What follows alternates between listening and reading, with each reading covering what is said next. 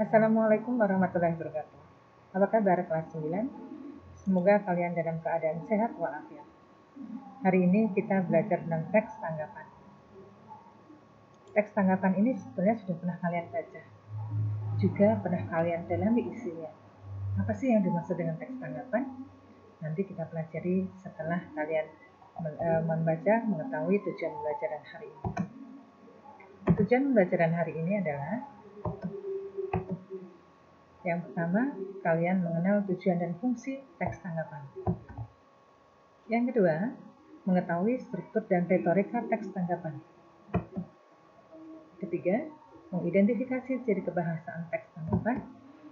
Dan keempat, menganalisis ciri kebahasaan teks tanggapan. Jika kalian pernah membaca teks tanggapan, maka kalian pasti tahu bahwa di dalam teks tanggapan terdapat penilaian. Apa yang dinilai sebuah karya bisa juga sebuah kejadian.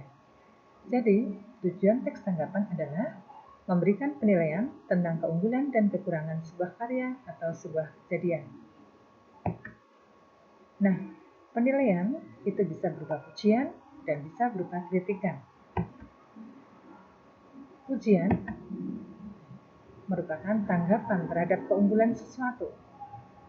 Adapun kritikan adalah tanggapan terhadap kekurangan sesuatu. Meskipun itu merupakan tanggapan terhadap kekurangan sesuatu, kita sebaiknya fokus kepada membangun karya itu. Artinya, kita harus fokus objektif pada kekurangan karya itu dan melakukan pembenahan terhadap karya tersebut. Itu tujuannya. Baik, kalau kalian baca teks tanggapan, kalian pasti tahu bahwa di dalam teks tanggapan terdapat struktur teks tanggapan atau bagian-bagian teks tanggapan. Ada 3 bagian dalam teks tanggapan, yaitu bagian konteks, bagian deskripsi, dan bagian penilaian. Bagian konteks adalah bagian awal teks tanggapan. Biasanya terdapat pada paragraf 1 atau paragraf 1 dan 2. Di dalam bagian ini terdapat penjabaran umum tentang apa yang ditanggapi. Misalnya, kalau kita menanggapi sebuah cerita pendek atau sebuah novel, maka yang kita ceritakan di situ adalah novel itu atau cerita itu diterbitkan oleh siapa, pengarangnya siapa, tahun berapa terbitnya, gitu. Dan kondisi latar belakang apa yang membuat cerpen itu atau novel itu terbit. Itu konteks. Lalu jika sudah pada bagian isi cerpen atau isi novel, maka itu bukan lagi pada konteks melainkan bagian deskripsi. Jadi bagian yang kedua dari teks tanggapan adalah deskripsi. Bagian ini berisi detail tentang apa yang ditanggapi. Kalau yang kita tanggapi adalah lukisan, maka detailnya adalah di dalam lukisan itu terdapat gambar apa.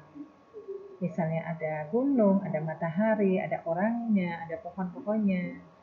Bisa juga kanvasnya bagaimana, ukuran berapa, bahan catnya apa, cat air atau cat minyak atau krayon gitu ya. Itu namanya deskripsi. Jadi penjabaran detail tentang hal yang ditanggapi. Dan bagian terakhir di bagian paling belakang berisi penilaian terhadap hal yang ditanggapi. Penilaian ini bisa berupa pujian, bisa juga berupa kritikan, dan lebih bagus berupa dua-duanya, sehingga tampak kalau kita menanggapinya secara detail. Bolehkah bagian penilaian terdapat di tengah? Boleh. Bagian penilaian tidak harus di akhir, bisa juga di tengah. Nah, ini salah satu contohnya. Ini kita buka ya. Pembaca akan dibawa hanyut ke dalam cerita sejak bagian pembuka. Tokoh mamak yang bijak, bujang yang polos, dan samat yang keras akan membawa Anda pada masa lalu. Masa di mana Anda kecil tinggal bersama keluarga.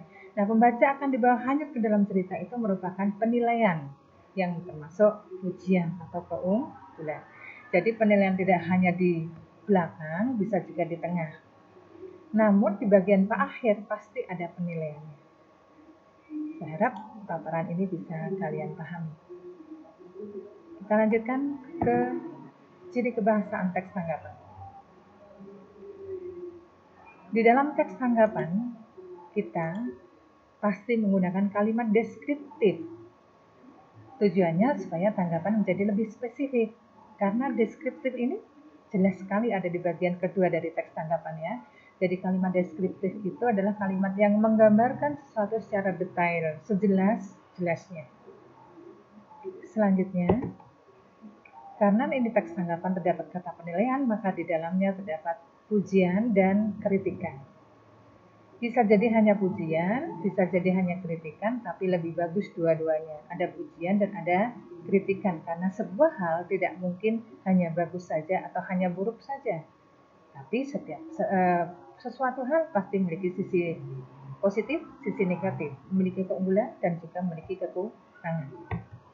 Selanjutnya, supaya pujian dan kritikan kita itu objektif, sesuai dengan hal yang kita tanggapi, maka harus terdapat fakta itu kenyataan, dan data yang mendukung pujian atau kritikan itu. Sebuah pujian atau kritikan dinyatakan tidak santun jika tidak ada fakta yang mendukung.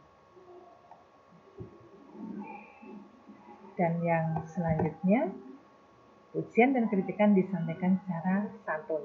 Tadi ya, menyampaikannya secara santun dengan menggunakan fakta dan data. Juga tidak boleh menggunakan kata-kata yang kasar. Dan meskipun tidak secara keseluruhan, tidak secara umum, tetapi biasanya dalam sebuah teks tanggapan terdapat pernyataan berupa kalimat saran atau rekomendasi di akhir teks. Ini contohnya. Novel ini sangat layak untuk dibaca. Ini hampir sama dengan teks ulasan yang pernah kalian pelajari di kelas 8. Sampai di sini apakah ada pertanyaan? Jika ada pertanyaan, mari kita lanjut ke grup WA. Terima kasih. Wassalamualaikum warahmatullahi wabarakatuh.